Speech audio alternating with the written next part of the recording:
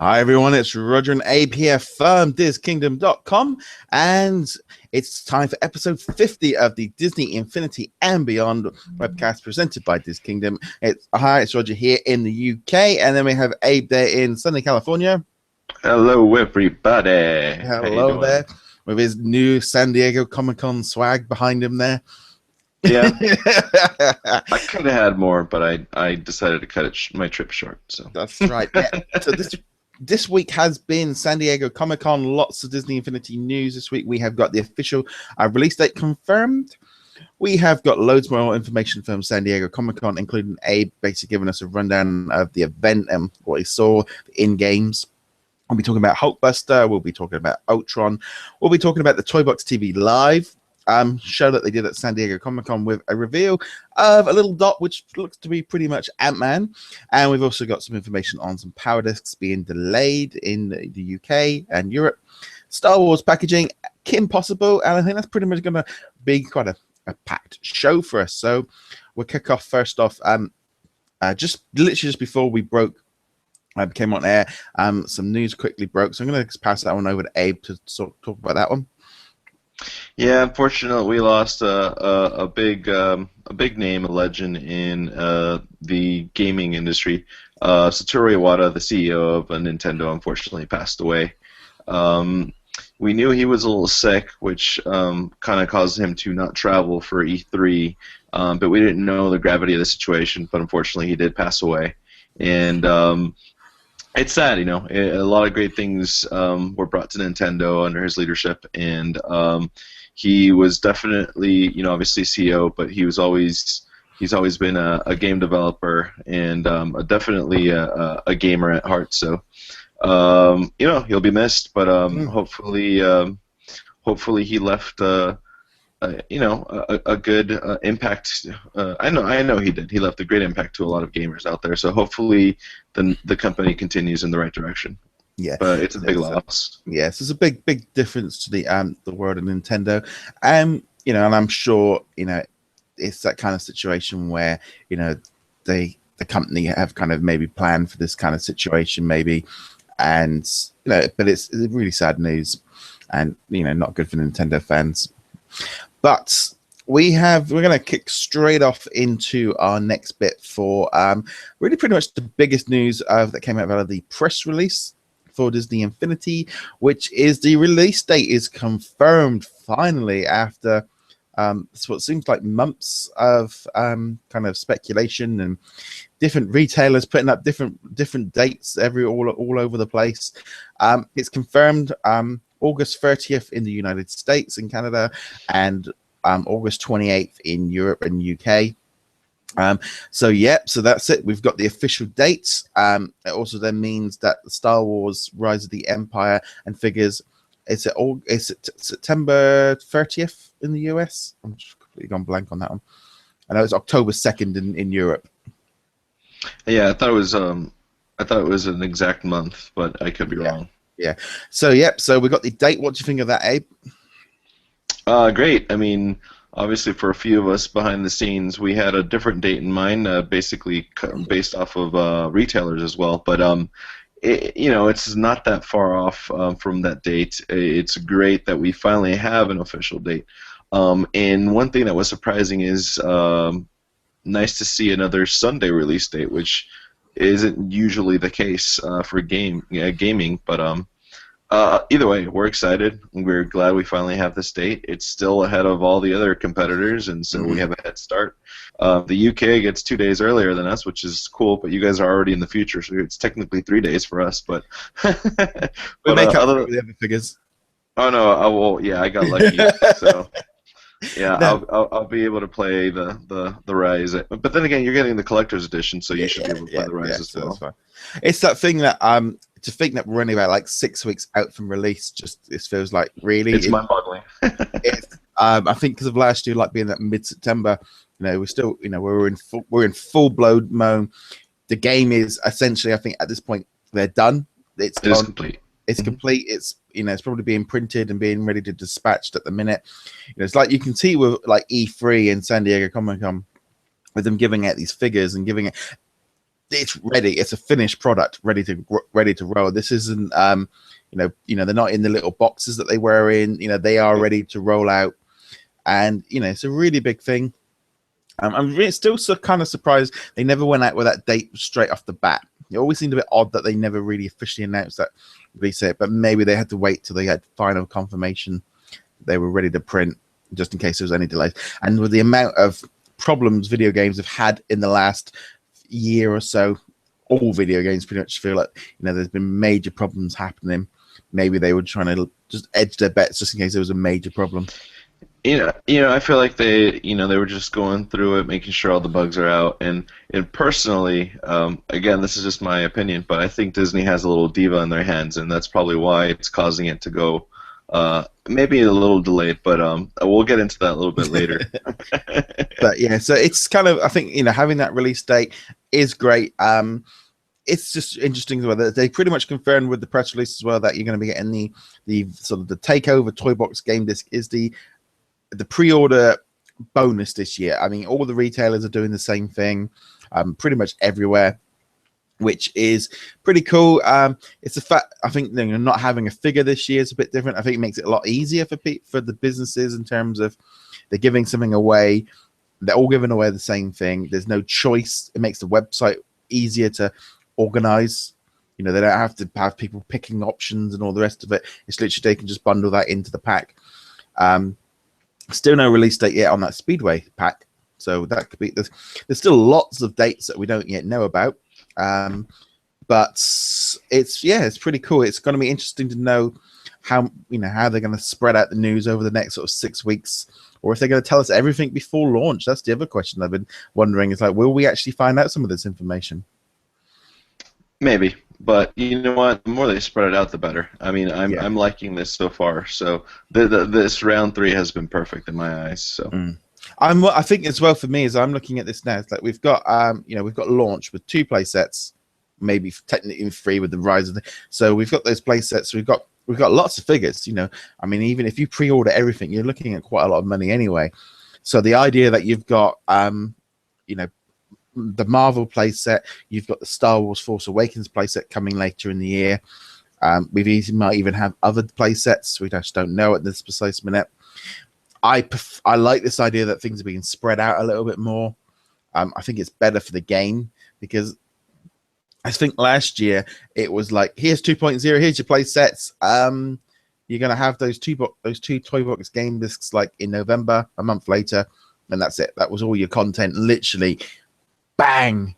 Within like 6 weeks, we had, I would say, 90% of our content last year. Yeah. We only had 3 figures officially.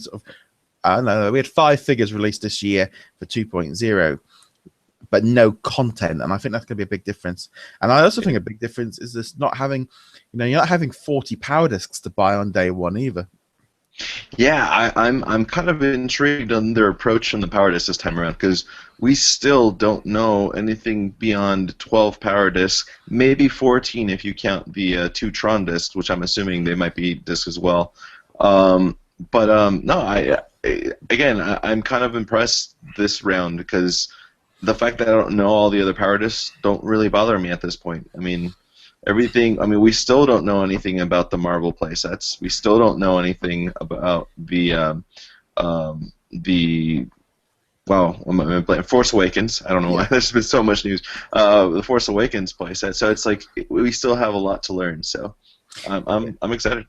The only thing is I do wonder. It's like they've kind of got to get that information out before that game starts hitting people's consoles, because once people can get into the Hall of Galactic Heroes and the Hall of Superheroes, unless they've managed to work out the way of not letting us see what's in it or the power disc, we're going to know everything in once that game's in our hand. And the first thing people are going to be doing is jumping into that Hall of Heroes and stuff to find out what's going on. So I think in some ways, I think D23, they're going to be doing a big announcements. But I think I wouldn't surprise me over the next 6 weeks we start seeing a flurry of info coming through. Yeah, D23 is gonna. Yeah, D23 is gonna be the big sucker punch with all the info. Something just to piggyback off of what you were saying, and we'll dive into packaging more. But I mean, even the packaging now, like, doesn't give us anything. Like, No. it's not showing us any of the figures for Episode 7. It's not showing us any of the figures of any possible other villains that we might see or something like that. So, I mean, this third round of information has been, they've been really cautious. It's been, I don't think we've had that many leaks, to be honest with you, after the whole information release. So I think we're doing Yeah. pretty good. Well, yeah, I think I think everything's actually managed seems to every figure in this seems to have leaked via retailers. But I do wonder if they've got to try and they need to get that information out before the retailers know about it, and also I think as well as get it once we have that game in our hands, unless they've managed a way of locking it down until that playset piece is put down. But data mining and stuff is going to be difficult. I think this thing of like we've talked about it on so many occasions where they have that internet connection where the update to unlock that has to be done by another update, so this stuff doesn't get put in the game yet. I think that would be a really cool way of doing it. I don't think they're at that point yet because it doesn't look like any of the packaging says it needs a digital connection, but we don't know yet. Right. But no, so this release date is coming August 28th in Europe, August 30th in the US. Just a quick note on some power disc change. Yesterday it was brought to my attention by Rob over on our Infinity and Beyond Facebook group that the UK dates for the two power disc packs, the Tomorrowland and the Twilight of the Republic ones, seem to have got pushed back to October 2nd in Europe. I got a tweet as well just to confirm that, and it looks like that could be the case for some bizarre reason. We're getting them slightly later. That's been pushed back from launch back about 6 weeks. I wouldn't say it's a major problem, but this is the one thing with power discs and stuff of what is always. I think people we all tend to want the stuff on the same time. A few days different for regions is one thing, but 4 to 5 weeks is slightly things, and there's already a lot of the diehard collectors in the European group, looking now of how much is it going to cost to import, and getting it from if is it going to be out earlier in Germany or France. So instantly, the first reaction to a lot of people is, how do I get it when it comes out? Not when's it going to be? Do I have to wait? So we're still waiting on that, but that could be the case with those two packs of power discs. Yeah, I agree. Yeah. Right. Okay, so let's move on to the big subject of the day, San Diego Comic-Con. Okay, so San Diego Comic-Con is now pretty much just over. So, San Diego Comic-Con, you were there. What were your, let's just jump straight into it. What did you think? What did you do? What did you experience?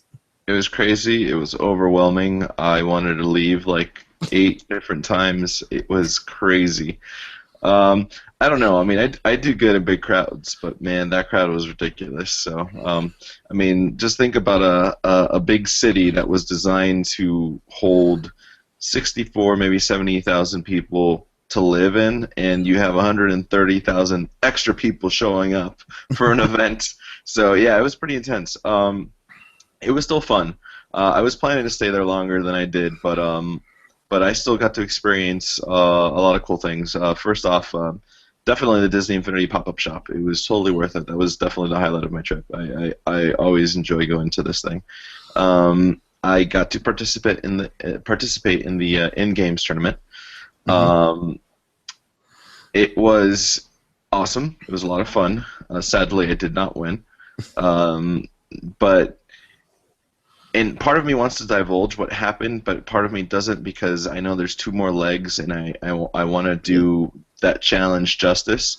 What I will say is this: part of the challenge was playing through a toy box. It was not. It was not, one of the expansion games like everybody thought. That was actually the final, is to play through a race. But I got to experience a toy box that shows off what 3.0 toy box is going to be. It was designed by Papa Echo, and all I have to say is I think finally I'm going to be into the toy box, because, wow, I mean, the way it works now is phenomenal. I mean, it's similar to what we've seen in 2.0 and what we've seen in 1.0, but it connects beautifully.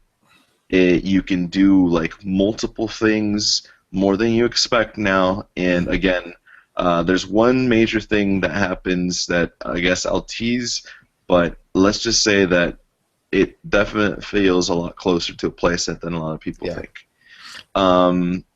But yeah, it was a great. That was a great experience. Do you have a question before I move on? Yeah, I was going to say, because I think that this seems to be the constant theme coming through from what we've been hearing with the toy box.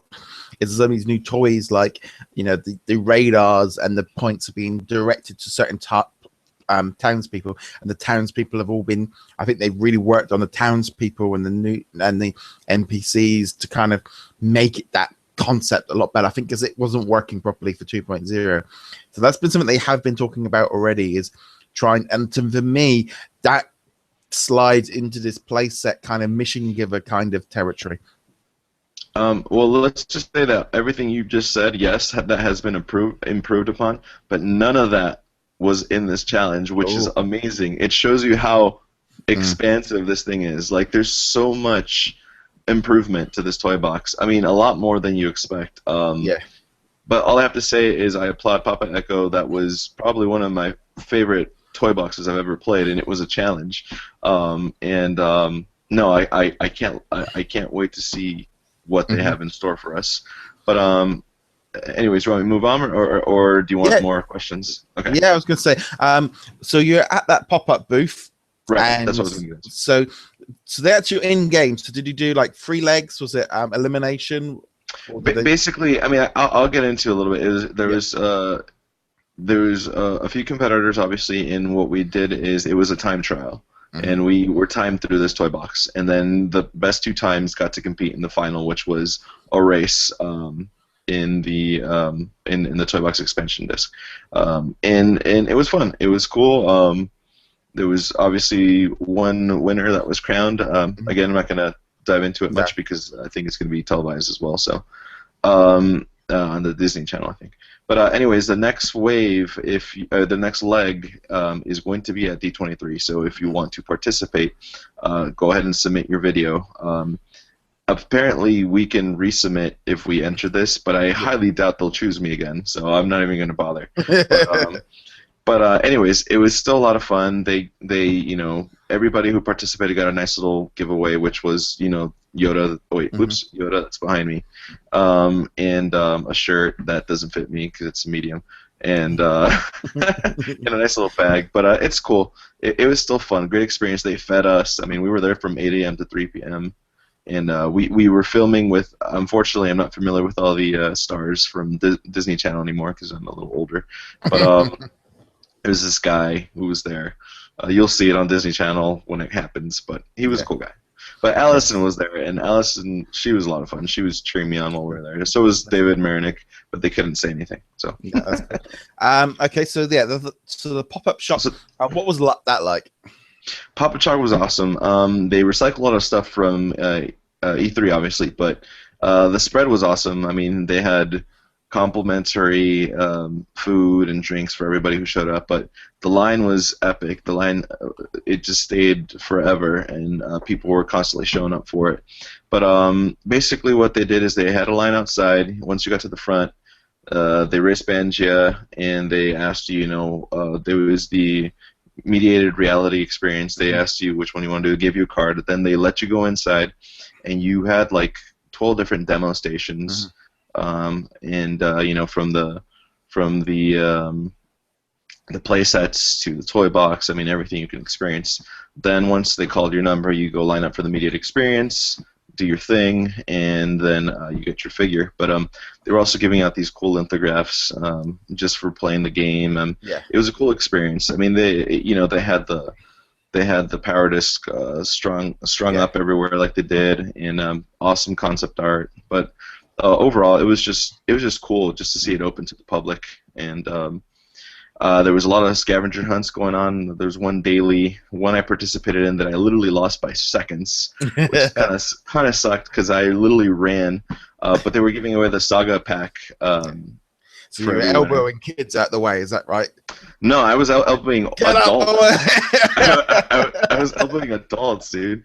In my scavenger hunt, I had to take a picture with 5 different people dressed up as characters who you find in Disney Infinity. So I'm like stopping Star-Lord and Gamora, saying, "Hey, can I take a selfie with you guys?" And there was a guy that was dressed up as Ant-Man because of the tease. I'm like, "Hey, can I take a selfie with you?" And no, but it was fun. Regardless of the fact whether I won or not, it was a fun experience. I mean, I obviously came out winning because you see I have all these awesome figures now. But regardless of the fact, I think Disney did an epic job with the pop-up shop. It was awesome. Yeah. But then I was going to say JV. So I think was saying on that live Toy Box TV. I think he got stung with a scavenger's jump of someone running in, going, "Hi, JV, can I take a selfie with you?" They're like, "Yeah."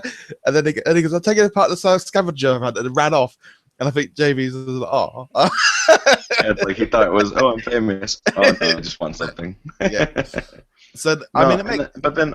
Carry on. No, carry on. Well, I was gonna say, but then overall, at San Diego Comic-Con, I mean, like I said, it was crazy. The convention's huge. There's just so many retailers, so many things to see. I took as many pictures as I could. It was just overwhelming. Way too many people. I mean, you could, like, literally, like, there's train tracks and there's like a metro going by like every 5 minutes, and literally like people are like so close to this rail because there's no walking room. I mean, seriously, it's insane. But no, overall, I saw a lot of cool things. I mean, I wasn't able to get into the Star Wars panel, but I got to see it streamed on live. Felt the energy from the room. Still really cool. Ran into some celebrities. I actually ran into one of the guys who was on the show, Franklin and Bash, that I worked on before, so it's kind of funny. But San Diego Comic-Con is a cool experience. It's just it gets bigger and bigger every year, so it's kind of overwhelming. But I got to try LEGO Dimensions, hands-on. That was interesting. I mean, I got to see all the Sideshow collectibles, Hasbro, all the stuff that they have to offer. Funko was ridiculous, so I didn't even bother. But it was insane. It was a fun experience. Because they didn't have a booth inside side, was it? It was just the pop-up shop outside. Yeah, I was surprised because last year they did, and at E3 I asked one of the guys there, and they said they would, but then later on JV confirmed that they didn't. So I didn't really need it. I didn't really need a ticket to go into the con, but I wanted to anyway. So no, I mean, I think it's from that point of view of the idea that they build all that set. But if they're going to be using at E3, D23, San Diego Comic-Con, and any other events in the middle, it means they can spend that little bit more on making that whole setup because they're going to get their use out of it. And each of these events is, if you share it out, it's then not so bad. But it's like you say, I think that set will probably end up going to D23 as well. Yeah, but I think D23 is going to be a little bit grander, by the way. And there's one more thing I do want to mention, and I think it kind of correlates to what you're saying about the whole thing about not having a place inside. Disney has been extremely generous with these events, especially this one I noticed. I mean, obviously not only did I walk away with figures, but there was people in there walking away with every person was walking away with a figure, no matter what. Not to mention they were giving away food and drinks while you were in there playing. They were giving away lithographs. I mean, they were being really generous and very welcoming. Honestly, I noticed that from E3 they were doing that as far as generosity goes. I mean, even at Comic-Con, LEGO Dimensions was not even giving you anything. If you reserved a copy of LEGO Dimensions, they didn't even give you a figure. They gave you a T-shirt. It's like Disney Infinity was handing out T-shirts for free. So it's like, I feel like Disney Infinity, the Disney team has just knocked it out of the park. So I was very impressed and very happy. The thing is, and this is where for me, I'm looking at it slightly different in the thing of what they are doing is such good marketing.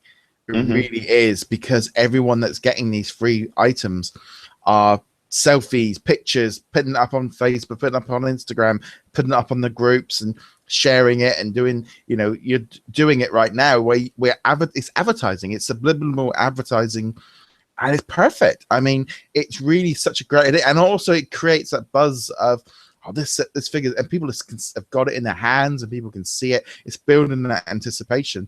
and here's the figure, you know, and then you go and buy the rest of it because you've been given a free figure kind of thing. It is just complete and utter sense, and I think it's a fantastic move on their part.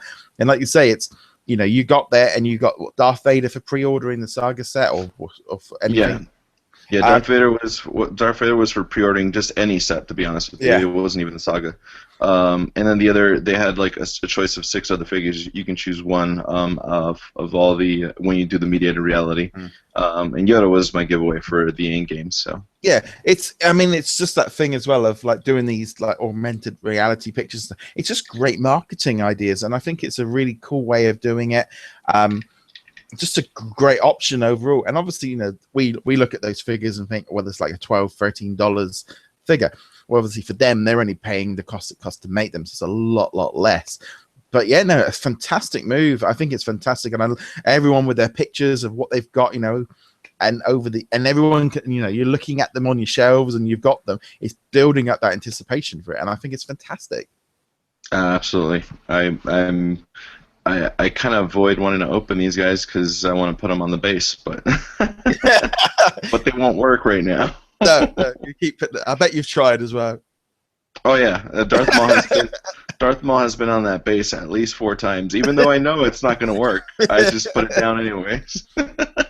I think you just know that if anyone got like Cora or Sam, they're trying it. Going, well, it's in the game. Well, here's the thing. I was thinking about getting Cora because she was one of the figures you could have picked, but I didn't want to tease myself because I knew I was gonna like, why doesn't she work? I'm glad in some way because having Chewbacca and Darth Vader, they're out slightly later as well than Cora, so that's a good thing. Yeah, I was bummed they didn't have Han Solo this time around. They had him at E3, but not this time around. So I was like, darn, I could have completed it, but that's all right. I'm happy with what I got. Yep. So I think what I'm going to do is I'm just going to bring up some images here, just from literally just bringing up that. There we go. Some images just from. There we go. And where can I find it? You can do it. And I've lost it. Yes, just pretty much on the subject of those Star Wars figures that we just. Yes. I'm just going to bring these pictures up here just for those watching on the video version. Obviously, on the audio version, it's not so much good. But we've got as you've got Darth Vader and Chewbacca behind you, you can really see the images there of that artwork for these guns. This again is, you've got like Darth Vader on the back. It's just really cool sort of packaging. They've kind of gone red for the Star Wars side of things. Mm-hmm. So that, and as you said, you've got them there nice in front of you. So you are good to go. I'm still wondering, though, because one thing that I'm noticing, and again, I don't know if this is just for them to protect the reveals of any possible other figures, but, you know, the very back of them, you know, if you notice, I have them side to side here. Mm-hmm. You know, obviously the Darth Vader one has both Darth Vader, Darth Maul, and Boba Fett, but then you look at the Chewie side, and there's no villains on there. Yeah. So that was interesting in my point. But here's one of the things that I also noticed is just kind of interesting. You see the play set for the Chewie one, right? But Darth Vader has nothing on it. Neither does Darth Maul. Neither does Boba Fett, which is kind of interesting to me. But again, I have a feeling they're maybe doing this because they're trying to cover up possibly that something else might be in the works. So, I don't know. It's interesting. Yeah, I mean, if also they could just be literally just have some temporary, you know, if they printed these all up, they might have done a whole run just for the events. That's what I'm saying. I think it's temporary packaging just to hide stuff. But also, I think in general, I think we're going to see a lot more of this anyway with not having all the figures and all the packaging. They did it. Yeah. They've done it previously. They did it last year. Falcon and Green Goblin and that lot weren't on the original packaging when 2.0 launched, and it was the same with 1.0. The packaging can change for each level they come out, which makes sense. Yeah. And I don't know as well if it's maybe slightly over what. I think that's that thing. They've got to be slightly careful with the packaging at launch, that is not too much on show because it can put people off. Yeah, They've kind of got to be. There's a very fine line between too much information and scaring people. Because this is the thing I was going to bring up, was that display booth at Comic-Con. There was a tweet that went out from JV with this picture saying, "Have a look at this image." And I'm going to bring that one up for everyone. But do you want to just briefly explain what happened with that? Yeah, so basically, it turned into this huge speculation thing. But JV did say, hey, look at this image very carefully. And it's basically the display that they had at pre-E3. At E3, we got to see the archway that was built for it. That actual display fits into it. So, obviously they display the bigger ones at the bigger events, which I'm assuming D23 is going to have the big one. But they have this small one here at that they showed at pre-E3 here at D23. I'm sorry, at Comic-Con. And basically JV said, take a look at this display carefully. And a lot of people are noticing these empty spots on each section. And people are counting them and saying, oh, so that must mean that's how many figures we're missing. I don't think that's the case. And in fact, JV confirmed it with his tweet. He was just mentioning that Black Suit Spider-Man was missing from the Marvel side. So people are like, so does that mean that there's only 3 Marvel left? I don't think so. And the reason why I say this is Brittany, or also known as Brit, she mentioned, like we said, that the other set piece that's designed for this one to fit into is the big archway we saw at E3. And if you count the Marvel spaces missing, that are empty at E3, there's 7 Marvel spaces. So it's like, and then there's different amount of spaces for Star Wars and Disney. I didn't take the time to count those, but yeah, well, there's 9. I think there's 9 Star Wars, 16 Disney, and 4 Marvel spots in this display case. Right. Now, this could be a completely red herring and be completely unrelated, and it has no bearing on what we are looking at. Everyone's now kind of looking at it going, well, 4 Spider-Man or 4 Marvel ones, and if there's the Black Suit Spider-Man's not in there, that takes it down to 3. Doesn't seem very much. Right. To me, it almost feels too small. And then the Star Wars, there's 9 spots. Now, 9, I'm looking at that. That doesn't surprise me, because if you've got 5 or 6 for The Force Awakens, you've also got maybe General Grievous and the Emperor in there as well, and maybe a few more Rebels characters. That would finish off that Star Wars set. That is plausible to me. And Jar Jar, yeah. Yeah, Jar Jar, yeah. But the thing, I'm going to be honest, on that thing of Jar Jar wouldn't surprise me, because kids growing up watching the first 3 movies love him. And I think it's kind of got that, I remember that, was it How I Met Your Mother, that thing with Barney and Ewoks? It's the same thing with Jar Jar. Yeah. Different generations have different views on this. The same. Go back in time. There was a big group of people that thought the same about the Ewoks. Yeah, that's true. But then we've got this big. Now, I think what's really throwing me off is this Disney section. If there are 16 spots for Disney characters for we know there's more Disney characters to be announced. We do know that. Yep. 16 is going to push this game into a different atmosphere in terms of figures. I think would be over 50 characters, I think, for this game alone, if they do that. Sounds right. A lot. I honestly feel, and again, I honestly think that this is just the way the design worked. I think that's a lot of empty spaces. I don't think we're gonna have 16 more Disney characters. If we do, then my wallet's screaming. But yeah. I know Mighty Giant just has got a hat ready to eat if she. Yeah. Well, I made her happy by showing it was just one of those guacamole hats from. Yeah, that's your hat. Yeah. So she's okay.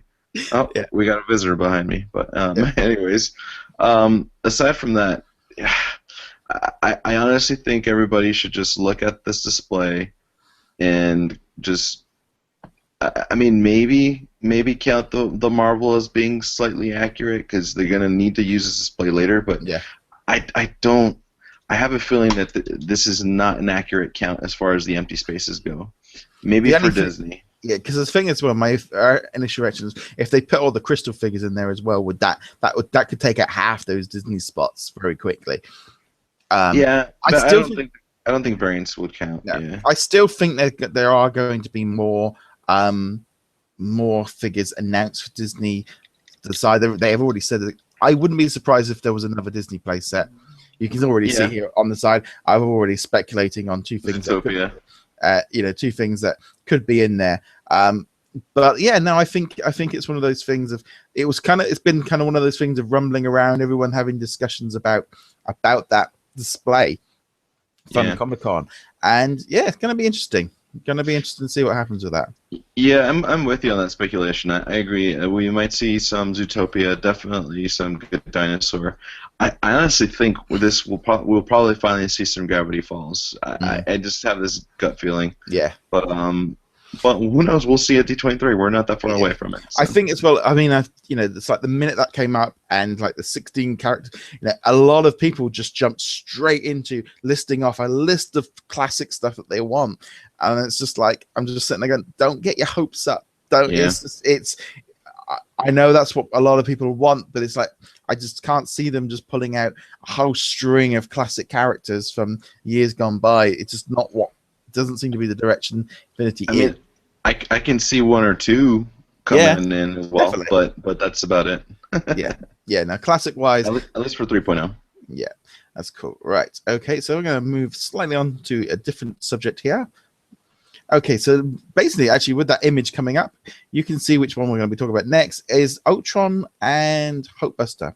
So Ultron and Hulkbuster were on display at the event. You also had gameplay. Did you get to play them? Yes, and I love them both. I thought I was just gonna be like, screw you, Ultron. I just want Hulkbuster, but Ultron's really awesome. Ultron's really good. I love his special attack where he summons more, previous Ultron versions of himself. But I do have to make one mention, which technically doesn't really pay homage to Hulkbuster's gameplay, but Hulkbuster in a cart on Speedway is hilarious. It is awesome. Somebody, I don't know if they're 100%. I don't know if this was accurate because this was one of the employees who were trained to talk to us about it. But in Speedway, it doesn't matter that whoever you choose, your vehicle will drive the same. But apparently, in the toy box, Hulkbuster will weigh the vehicle down, so it might slow down. That's speculation. That's what they said. But anyways, back to gameplay. Hulkbuster is epic. I mean, he flies. He does a lot of similar things that Iron Man does, but some of his special attacks and moves are just phenomenal. The way, I mean, the middle image that you have there in the very middle, that is special attack. When you use it, you feel like a little kid inside. It's just phenomenal. And again, Ultron, I love the way he flies, the way he moves, his like I said, his special attack summoning. It's these two. I was very surprised. I was very surprised the way they played. I mean, obviously, I'm looking forward to Jedi and Sith and playing Star Wars characters in Infinity, but the fact that these two Marvel characters are being brought in, and even though Hulkbuster should feel very similar to Iron Man, plays very differently, and I love it. I mean, that's the same way I feel about Mickey, believe it or not. I mean, because we already have a Mickey, but this Mickey plays differently, and again, these figures are definitely must-haves. Definitely Hulkbuster, obviously, because of the way he looks, but you guys will definitely enjoy both Ultron and Hulkbuster. I mean, I think Ultron is probably my favorite out of the Marvel villains now. I mean, I used to love Loki, but this guy, this guy's taking it for me. But also, he doesn't like a lot of these Ultra bots come at the ground to start attacking. Yeah, that's a special. Yeah, I mean, that's just such cool. I mean, I've got this feeling like it's like Hulkbuster. My initial reaction is I'm expecting to be slower and more powerful than Iron Man. As kind of the, because I was surprised to see him flying because I wasn't too. I couldn't remember if he flew in the. Yeah, he did. Yeah, he did. He definitely flew. But but one thing for sure, obviously, about the figure itself, because I was trying to take a good look at him. and I believe what was his name? John Diesta. He did mention that Hulkbuster had a lot of pieces to him, and man, does he! He's such an impressive figure. I'm more than impressed with the way he turned out. So, but also, I mean, Marvel have really gone to town on marketing the Hulkbuster this year. I mean, every single toy, he's kind of become his own character nearly. Oh yeah, absolutely. And in fact, I hopefully I'll get pictures up as soon as possible. But I did take a picture of the Hulk versus Hulkbuster Lego. Like they actually built the model of it, and it just looks impressive. So I mean, Hulkbuster has definitely been overmarketed, but definitely still overly loved. So. Yeah, I mean these two were the main kind of Marvel announcement coming out of San Diego Comic-Con. We were expecting a bit more, but we're going to get into that a little bit more later. So we knew about these two characters pretty much since May, since they put out that initial image, because we could see Hulkbuster and Ultron in that initial front cover image from Game Informer.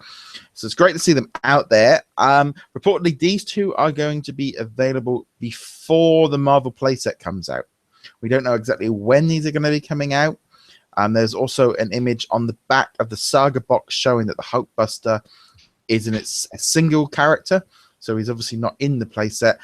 So we're not too sure with Ultron, but I'm guessing these two are going to be available early for the Marvel fans. So they're even spreading out the Marvel content. It's almost like here's a figure, and your playset will follow later, rather than doing it the other way around. Which is interesting. It's almost a way of giving you a little bit of Marvel straight away, or not even. It's not. It doesn't look like it's going to be ready for launch. This is going to be a little bit after that, because it's not in that. I would have thought retailers would have already had the pre-orders and stuff. Yeah. Well, we'll get into that once we bring up the tease, because I have something to say about that as well. But yeah. So there we go. So that is the Hulkbuster stuff. So we'll kind of jump straight onto that next thing while we are on there.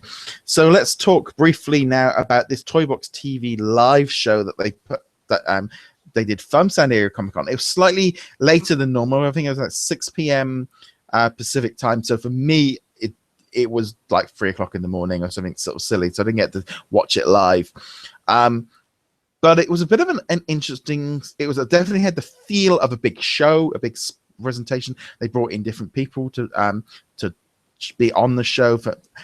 However, it was one of those things. I think they had their wings clipped a bit at the last minute, and don't want to go too much into it. But generally, there was a slight reveal of a dot on a piece of on a screen. That I will bring up for everyone so you can see, literally just a dot, which pretty much is sort of saying to everybody, Ant-Man.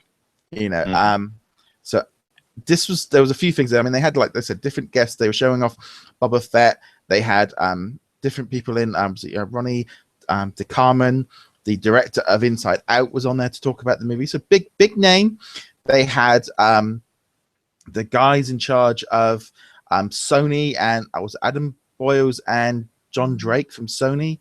They also had was it Major Nelson from Microsoft? I mean, both, and they actually had them both on the couch, playing on the Toy Box Racer against each other. I mean, that's just awesome. It's like fanboys and stuff are just like, oh my god, here you can see them racing each other. Here you've got the heads of the two big gaming companies racing each other in Disney Infinity. That is such a big coup. And then sort of taking the mick as well of like, oh, that's the button for the Xbox. I think what's funny is that Major Nelson, head of Xbox, he's racing Boyle on a PlayStation 4, and he ends up beating him. So, but that was funny. But anyways, back on subject. Yeah, this was the reveal for this is the tease. Now, it's hard to explain. It literally is a dot with a signature. And it's very much. I think Ant-Man is such a loose reveal. It's they're playing with it. Ant-Man is out this week. I wouldn't be at all surprised if we got a press release this week with it coming out this week. Yeah. But this Ant-Man, that's exactly what it is. Unless it's Flick. That's the only other thing it can be. But yeah, it makes sense. But overall, it felt like it looked like it was a really big show. Had a much more better feel than what they normally do. But I do feel like because they were talking a lot of stuff that we already knew about, and with them announcing that there was going to be lots of reveals and things like this, there's a slight underwhelming feeling afterwards. Yeah, it's very obvious, and we already know. I mean, but the thing is this. I mean, it was a little overhyped. They did promise reveals. They did promise something, announcements, and unfortunately, that's all we got. And it's not that it was their intention. It's like Roger said, their wings got clipped. And the truth is, I think that's exactly what it was. It's unfortunately, like I said, the Disney umbrella has a little diva, and they're very protective of their characters. And I don't blame them. But personally, what I think is happening, and my interpretation is, they wanted to announce it at Comic-Con, but they're being held back until after the movie premieres. That's what I think. I feel like they want to protect the characters. They want to protect the integrity of the movie and what's about to come out. Because if you think about it, Ant-Man is still a big risk. Ant-Man is kind of like Guardians of the Galaxy. It was a risk, and luckily Guardians of the Galaxy panned out. But do we know if Ant-Man's going to work? So I have a feeling we will see the whole everything Marvel reveal after the movie comes out. Maybe by the end of this week or maybe early next week. But regardless of the fact, it is definitely Ant-Man, and the reason why I wanted to mention that is because I did kind of get a indirect confirmation doing the scavenger hunt, because I took a picture with a guy dressed up as Ant-Man, and I said, hey, here's a 6th character that I'm taking a picture with just because of the tease you guys gave us. And he said, yep, that guy counts. So yeah, clearly they indirectly confirmed it for me. Yeah, so. I think he's very much kind of out there as a kind of a general, just, the movie's coming out this week. If you want to build some buzz and get a quick thing, Ant-Man is coming to Disney Infinity. They did it with Maleficent. They've done it with everything before. It makes classic sense, and we know. I think we can definitely put the Ant-Man into that sort of. I think in terms of the movie, I think there's a lot of expectation that Ant-Man isn't going to be the big Marvel movie. People are going, is it going to be the first flop? Is it going to be? And the reviews coming in at the minute for that people are saying is that it's very good. I don't know if it's because everyone's expectations are low. I'm looking forward to it. I've already been, planning to go watch it on Friday. I've already pretty much told my wife we're going to see Ant-Man on Friday. There's not really a choice in it. But also, I think they're adding that comedy aspect. We were watching the new Superman versus Batman trailer last night with my wife, and that whole thing of, and I think we watched some kind of really grainy version of the Suicide Squad trailer as well, and it's like the feeling of like Ant-Man compared to them is night and day. You couldn't. Yeah. And Ant-Man is being positioned very much as this kind of action comedy sort of heist movie. It's got an entirely different feeling to it. So I'm going to be looking forward to seeing Ant-Man this week. Yeah, I think it's going to do well. I mean, you got some amazing reviews coming out. Even Fandango's saying it's their favorite superhero movie. So it's kind of interesting. But yeah, so we'll see some Marvel hopefully later, either at the end of this week or early next week for sure. I mean, it has to happen because that's why I feel like it was absent from Toy Box TV. It was still a great show, an awesome show, like you said. I mean, we even got Brandon and Andrea from Game Trailers on there too. So it's just a great show. It's that kind of thing. If I was watching, I was really interested in that. They're talking about developing the characters and doing this, and overall, it was a really good presentation. It was very well put together. They were. I mean, when they were doing the different games and stuff, it was all very informal. I mean, they were joking about the fact they're doing rehearsals and stuff.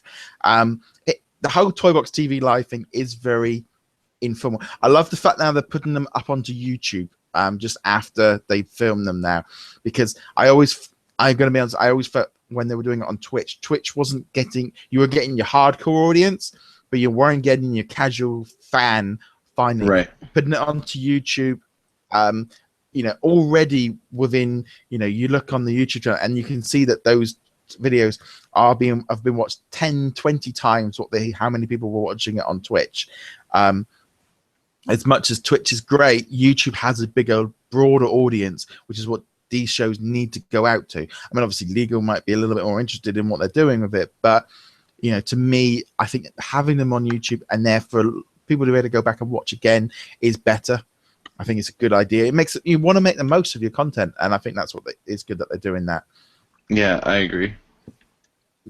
But no, generally, I think in general there's a small audience of people which these Toy Box TV that literally want them to be, I think, about a 30-second show where they come on, show something new, and close the show off. I think that's what they're in their mind. They don't want any talking, they don't want any delay, they just want that information the minute and that's just not how life goes sometimes. And I get it, and in fact, I do see their side because it was sort of promised, but unfortunately, things change, and even with great, awesome shows, you're expecting something to happen, and unfortunately, they couldn't. So it is what it is. Hey, the release date, we got a release date. It's gonna happen, so we're gonna get them. No, they're not gonna cancel Marvel from Disney Infinity 3.0. It's gonna eventually happen. Yes. So, I mean, that brings us kind of this thing as well with we've got. D23 in what's it, about 3-4 weeks? Technically, I'm thinking technically it's in about a month now. Almost, yeah. And you've got Toy Box Summit is on the 11th or the 13th. So yeah, so that's exactly a month away. So we've got about 3 weeks now where I don't think there's any events in between now and then that are big. We've got Gamescom. I don't know when that is. I think that's after release, if I'm not mistaken. Yeah, so we're pretty much now, we've got a few weeks gap. So I wouldn't surprise me if we had little bits of snippets coming out over the next few weeks before D23, just to kind of keep the momentum of the press coming up, because as we know, the Amiibos and Skylanders, Superchargers, and Lego Dimensions are all chipping away, and everyone's trying to battle for pre-orders and attention, because it's going to be an expense. If you're, the idea now of trying to do everything now, it's just impossible. Yeah, I've literally decided already, just doing one. Not trying anything else. No, I mean, you did get to try Lego Dimensions out, and you've also been able to try out Superchargers. I think it's a thing as well of especially if we have the amount of figures that we think is coming in that display case, that's going to be enough to keep everyone going. Oh yeah.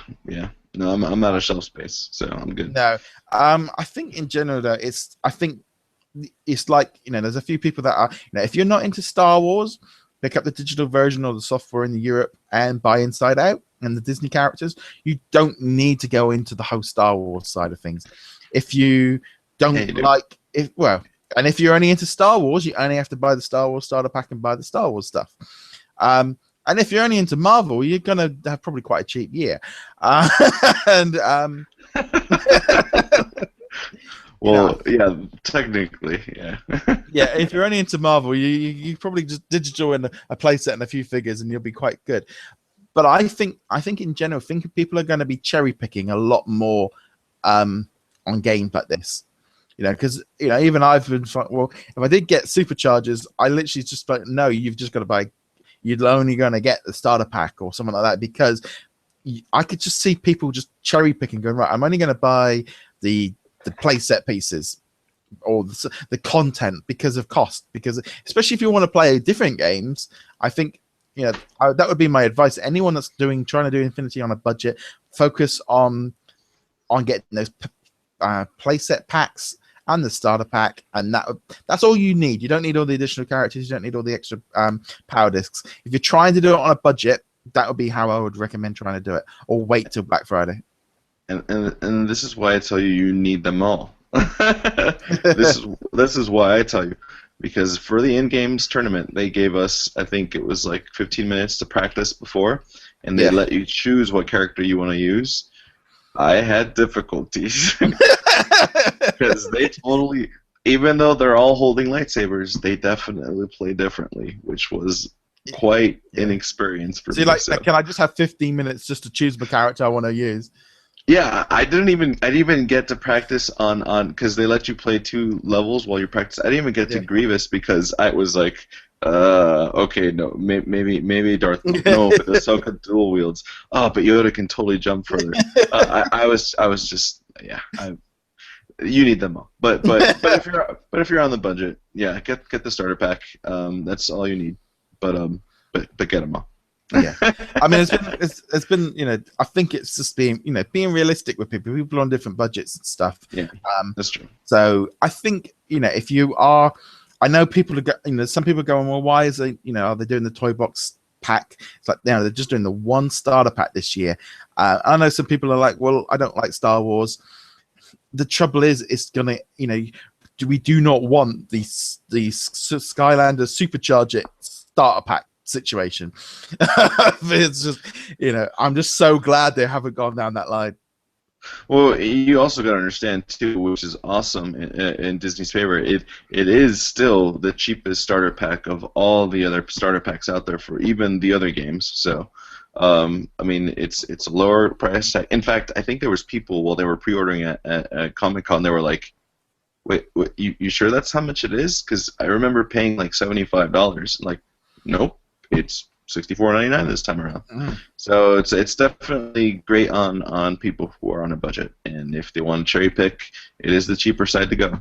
So I really do feel like I really wish in some ways that software disc that we're getting over here would be coming to you guys, because already I can see the difference with the UK collectors and stuff of they're going, well, I'm just buying the bundle. We've got bundle packs of the software disc and Inside Out.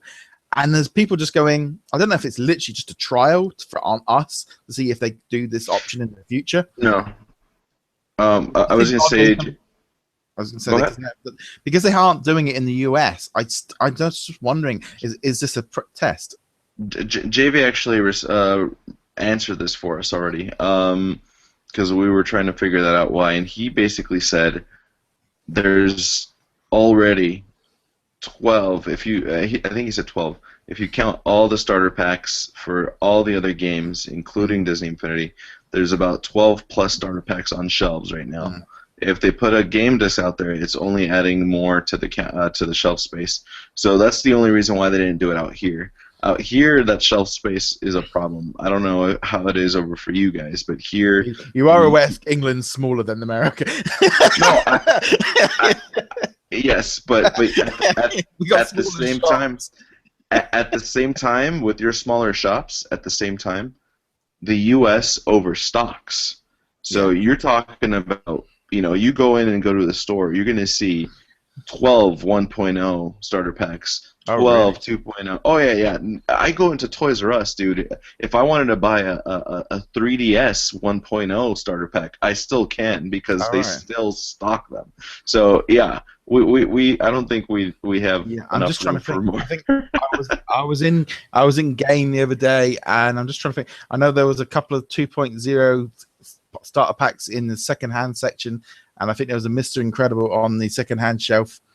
It had loads of figures, but I don't recall them being too many. They've cleared everything out.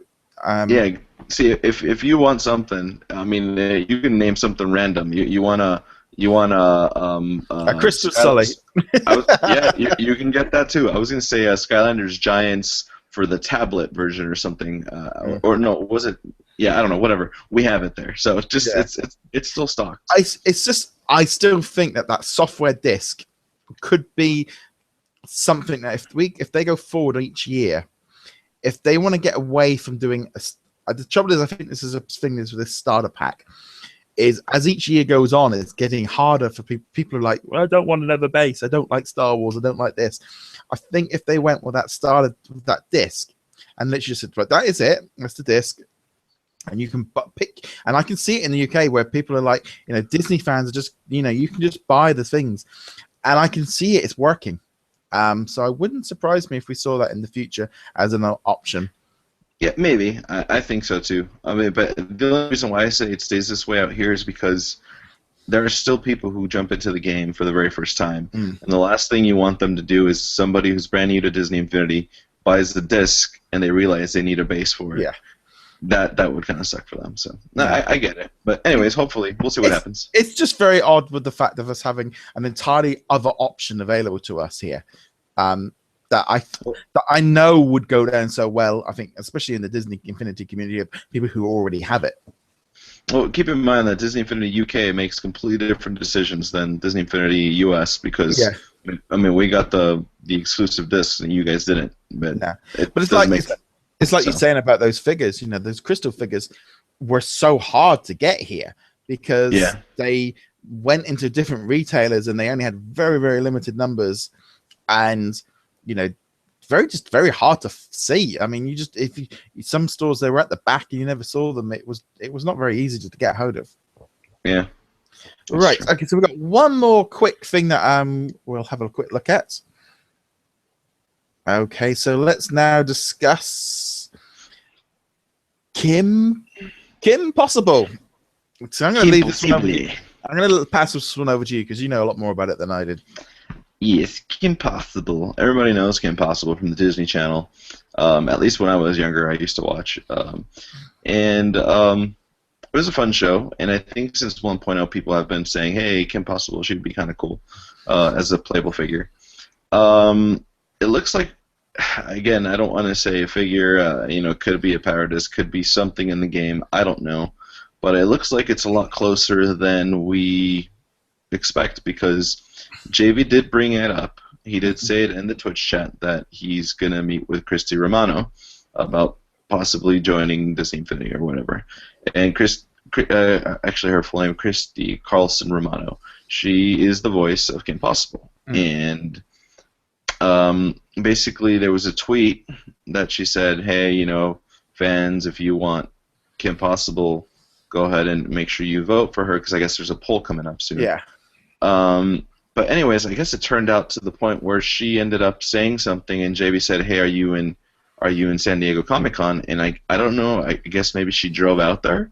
But eventually we saw an Instagram post of her saying she's very happy and that she has this nice gaming gig booked, and that I didn't assume it had anything to do with Disney Infinity until I saw hashtag San Diego Comic-Con.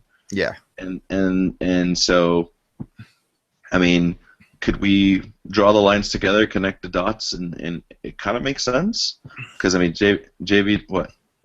4? Oh, yeah, for 4.0? This is 4.0.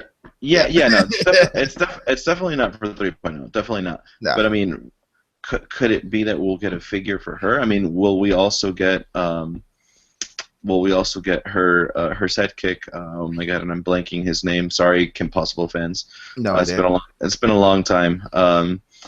But anyways, so it looks like we might have some Kim Possible possibly coming to Disney Infinity sometime in the future. So it makes sense to broaden out to different. Also, from my point of view, I'm looking at it going another a strong female character. Oh yeah, absolutely. So, and I think in terms of Disney, if you put out a list of characters, to me, anyone that's a strong female character will instantly go higher up the list. Yeah. For that reason, because there's unfortunately just less of them because of the way that Disney. Well, it's not it ran with where it ran. You've got 80 all this history. It just takes time for things. It's like Marvel is very male and Star Wars have always been very male orientated, and that's just the way the stories are. We can't, and it's difficult for them to move forward. It's like, there's like Star Wars. You had Princess Leia and you had Queen Amidala, but that's pretty much all you had in each. And Ahsoka being brought in for Clone Wars. They've tried to do that now where they have the mix. So yeah, I always think there's a slight stronger possibility of any female character coming in.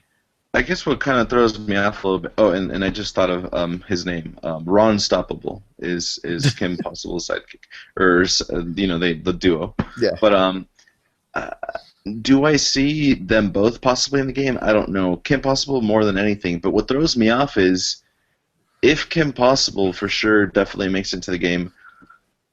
why wouldn't Darkwing Duck? So that's why I'm like, it kind of throws me off a bit. Is Kim Possible So, still on the Disney Channel? no, she's been, dude. That was back when I was a teen that she was on Mm. the Disney Channel. Yeah. I don't even know if they rerun her. I don't think they do. But I mean, I used to watch Darkwing Duck maybe a couple years before Kim Possible started airing. So I think this is this is the thing with like going forward into 4.0 is if we're 2.0 and 3.0, there's been such a big like Marvel, here's 20 odd characters, here's Star Wars, here's another 20 plus characters. I think there's that general feeling of, you know, going forward that you're not going to have that same blast, and so things are going to be a lot more spread out between different branding. So that's true. They've still got all these characters they can still bring in, and you know they can do that later down the line. You know, if you just like Star Wars to have, you know, next year we might only have like 5 Star Wars characters, so suddenly there's this huge wake of space available for additional content. Would we? But it's like, to me, if she's saying that we're doing voiceover, it doesn't say to me power discs or toys. That is character, because that's where it's driven from. Yeah, she said video game booking, so Yeah, a major video game booking. So yeah, we'll see. That's cool. But yeah, I think that's pretty much gonna wrap up today's show. Anything else you want to add from San Diego Comic-Con? Actually, sort of. I kind of do have one more little topic we can sort of talk about and speculate here. But it looks like John C. Reilly kind of unofficially confirmed Wreck-It Ralph 2. Oh, right. And so that kind of makes me also think about the possibility of future figures down the line. Obviously, I would probably say 6.0, 6.0 or 7.0 if it actually does happen. Yeah. But I thought it was kind of an interesting bit of news, and that definitely, you know, causes a cheer to all the Wreck-It Ralph fans. Oh, definitely. And also the possibility of maybe seeing Mario. Yeah. I don't know. I just thought I'd throw that out. Yeah, I mean, I know they're working on a new Indiana Jones movie, so I think that could be coming down. I think basically, to me now, I view anything that Disney are making in movies now, the possibility is much higher than anything retro. That's my opinion. You know, Disney have continued to say how this game is a movie tie-in game, and that's what the game is. It's a tie-in for movies, and that movie release slate is what they are working toward. And they keep building stuff. So I know, and I know there's been quite a few times. It's like, you know, I know everyone goes on about the past, but they're looking towards the future. That's what's out now. You know, you look at the games, and they're very much tied into what they're doing. I think, you know, when we look back at 1.0, it's almost like an entirely different game that was, because that was trying to sell us on this product. Yeah. Trying to sell, you know, they included some regular characters like Wreck-It Ralph, which weren't particularly brand new at the time, or, you know, they're bringing in these characters like, you know, Agent P and stuff to try and get people into the game, and doing like Pirates of the Caribbean and all those kind of things to get people into it, you know, and it's never going to go back to exactly how that was. Yeah, that's true. We're never going to see free play sets again in a starter pack. Well, yeah, definitely not in a starter pack for sure. Definitely not. But no, I mean, it's like they say, the possibilities are infinite. So yeah. See what happens. Never like throwing in a corporate tagline. Well, it's. I mean, it's kind of like going back to what you're saying. I mean, I honestly, when I got home from Comic-Con, I felt like watching some old school movies. I watched Oliver and Company. I watched Pinocchio, and it's like you start to think those guys would be cool in the game, but like you said, this is a game for future movie releases. So maybe we'll see one character here and there trickle in, but yeah. I don't know. I think it's that same thing as well. Looking at, like, you know, when you go to the parks or you go to a Disney store, certain characters are more pushed than other characters. I agree. Oliver and Co. is a perfect example of a cartoon that's done very well, good, you know, got a good reception stuff, but it doesn't have that same toy merchandise. You go into the theme parks or into the stores, you don't see that same amount of merchandise, whereas Lion King is still in the Disney stores, still there. You're not going to find it in your local Toys R Us the same, because that's gone now, but in the parks there's still that nostalgic stuff to it. But if you go into Toys R Us today, you're gonna find Big Hero 6, Frozen. You're gonna see, you know, Ant-Man, Age of Ultron. That is because that's the current talk things that are out, and that's what, you know. If you've got Disney Infinity over there, and suddenly you've got Pinocchio, Cinderella, and then they can have that, but they're still going to want to tie into the buzz whenever kids are into that thing right now. It has to be like with a Blu-ray release or something. That's the only way it'll probably work, but I highly doubt it. You know, I mean, I always think there's always that thing that they can put in toy box only characters for, you know, these classic characters. We've had it in the past, and it's going to continue to happen, I think, indefinitely. But I can't see us ever, you know, they're not going to turn around and go, here's a Pinocchio playset. Yeah, okay, playsets I highly doubt we'll ever get, but I mean, who knows? I mean, it's hard to know because Clone Wars is an old, you know, I still racking my brain around the fact that they went with Clone Wars for the starter pack for an old movie, an old cartoon show. You know what? You know, they didn't go with Rebels. They didn't go with the classic. They didn't even go with Force Awakens. It's, you know.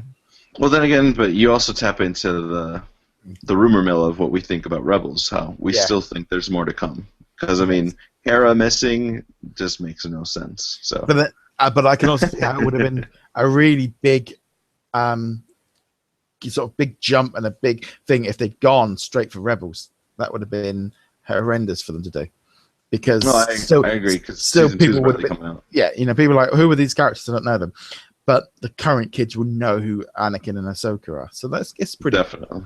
Yeah. All right, I think that's pretty much going to wrap it up. Episode 50. Can't believe we've finally got there. Again, golden age. Yeah, do a big shout out to the Infinity Museum, James, for being a Patreon. Also to our Patreon sponsor for the month, sorterapps.com. Really appreciate all of that. So you can find out more at patreon.com/DisKingdom. You can find us on all of our social outlets, including Twitter, Instagram, Pinterest, and Facebook. You can find us all on them. We have our Infinity and Beyond Facebook group, which you're welcome to try join. MySpace. No, I'm not on MySpace. We're on Tumblr. We're on Tumblr.